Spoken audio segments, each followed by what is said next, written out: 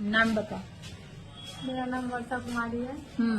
मेरे पापा का नाम परमानंद शाह है। मैं सोर बाजार की निवासी हूँ। सोर बाजार वार्ड नंबर वार्ड नंबर 3। हाँ थाना थाना सोर बाजार जिला सहरसा। हाँ। हम गाड़ी चला के रील्स बनाए, उसमें हमसे गलती हो गया, वीडियो आ गया। वीडियो बनाई सो वीडियो बनाए, उसमें गलती हो गया हमसे, उसके लिए हम शर्मिंदा है। हाँ, इसलिए हम शर्मिंदा है, हमको माफ कर दीजिएगा। हाँ। आइंदा से इस तरह का गलती होगा नहीं, अंदर से ऐसा गलती नहीं होगा।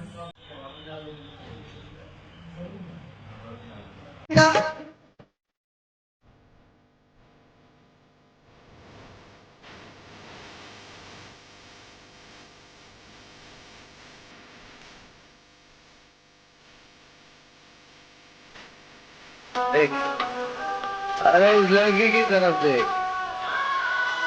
इस लड़की को देखकर कोई कह सकता है कि इतनी